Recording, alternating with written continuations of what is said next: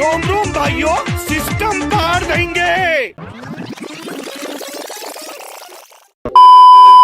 So hey guys, welcome back to my new blog. আজকে চলে এসেছি কোথায়? আমাদের পুজো মণ্ডপে, যেখানে এর আগের বার সেপ্টেম্বর মাসের 2 তারিখে পুজোটা ছিল। আজকে সেটা দ্বিতীয় বর্ষ। আমি তো ক্যাটারিং থেকে চলে এসেছি, না এখনো সারাদিন উপোস, কিছু খাওয়া দাওয়া করিনি। আমার ভাই আছে এইখানে, আমাদের পলদা আছে, আর এই যে আমাদের নেপাদা আছে। আপাতত সব দাদারা কাজবাজ করছে। এখন আমি কি করছি তোমাদের সেটা পরে দেখাচ্ছি। আমি তো এমনি বরাবর কর্মঠ ছেলে। এই যে আমাদের মেন ম্যানেজার, সবাই একটু ম্যানেজারকে ভালো করে দেখে নিও। আর এই যে আমাদের সেকেন্ড সেক্রেটারি, সবাই একটু ভালো করে দেখে নিও।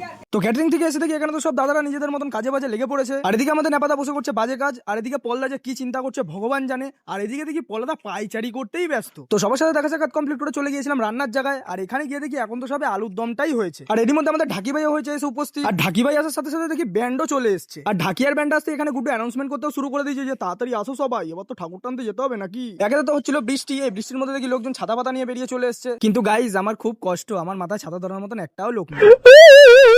তো যাই হোক, দুঃখ কষ্ট সাইডে রেখে মাকে আগে তুলে নিলাম ভ্যানে। আর বৃষ্টি ওয়েদারের কারণে বেশি আর ঘোরাঘুরি হয়নি, তাই জন্য ঝটপট নিয়ে চলে আসলাম মাকে আগে মণ্ডপে। এরপর মাকে ভ্যান থেকে নামাতে সবার আগে বরণ করে নেওয়া হলো। আর এদিকে আমি সব দলবল নিয়ে বেরিয়ে পড়লাম আরো একটা কাজ করতে যাবো বলে। হ্যাঁ, আরেকটা কাজ করতে যাবো মানে পুজোতে তো শুধু পুজোর কাজই থাকে না, পার্সেল সহ আরো অনেক কাজ থাকে। কিন্তু আমি একা কিছুই করিনি, সমস্ত দাদারা আমার ফুল দমে সাথ দিয়ে গেছে। না, এরপরে পার্সেল করা কমপ্লিট করে চলে গেলাম বাড়ি। আর বাড়ির থেকে পুরো ঝা চকচকে রেডি হয়ে আবার বেরিয়ে পড়লাম মণ্ডপে আসবো বলে। আর মণ্ডপে ঢুকতে সবার প্রথমে দেখা গেল পলদার সাথে। আর এদিকে ক্যামেরার অ্যাঙ্গেল ঘোরাতে দেখতে পেলাম ঠাকুর মশাই সবে এখন পুজোতে বসলো। আর এদিকে ছিল খিচুড়ি বিতরণ, যেখানে কি আমি দাঁড়িয়ে পড়েছিলাম। না আমি একা ছিলাম না, এখানে ছিল কিন্তু আমার সাথে আমার গুড্ডু ভাই। আর মোটামুটি অনেকক্ষণ খিচুড়ি বিতরণ করার পর আবার বেরিয়ে পড়েছিলাম সিয়াকে আনতে যাবো বলে। অ্যাকচুয়ালি আমার সিয়ার কিন্তু বাবু সোনাদার বাড়িতেও নেমন্তন্ন ছিল, তাই ভাবলাম আগে বাবু সোনাদার বাড়ি থেকে ঘুরে আসি, তারপর না সিয়াকে আমাদের এখানে আনা যাবে। তো যাই হোক, বাবু সোনাদার বাড়ি থেকে দেখা সাক্ষাৎ করার পর বেরিয়ে পড়লাম আবার আমাদের মণ্ডপে আসবো বলে।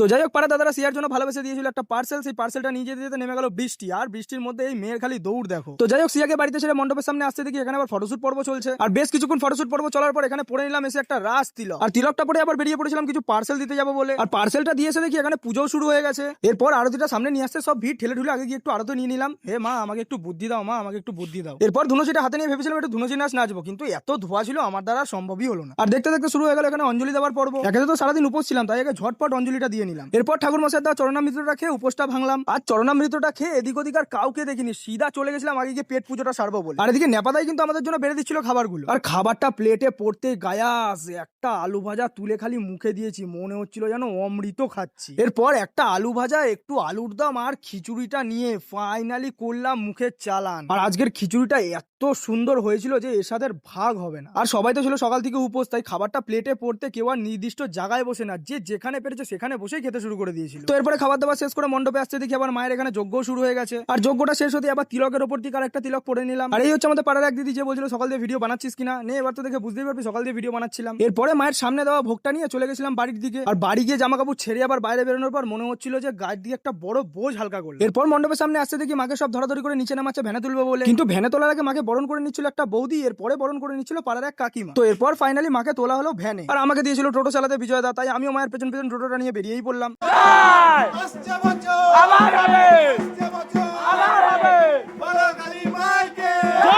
তো এরপর ফাইনালি গিয়ে পৌঁছালাম ঘাটে। আর মাকে সবাই মিলে ভ্যান থেকে ধরাধরি করে নামিয়ে নিলাম। এরপর ফাইনালি মাকে বিসর্জন করা হলো। আসছে বছর আবার হবে। বাই দ্য ওয়ে, এই ছিল আজকে ভিডিওটা ভালো লাগে like, follow, share and subscribe করবে। দেখা হচ্ছে তোমাদের সাথে অন্য কোনো ভিডিওতে, ততক্ষণের জন্য বাই।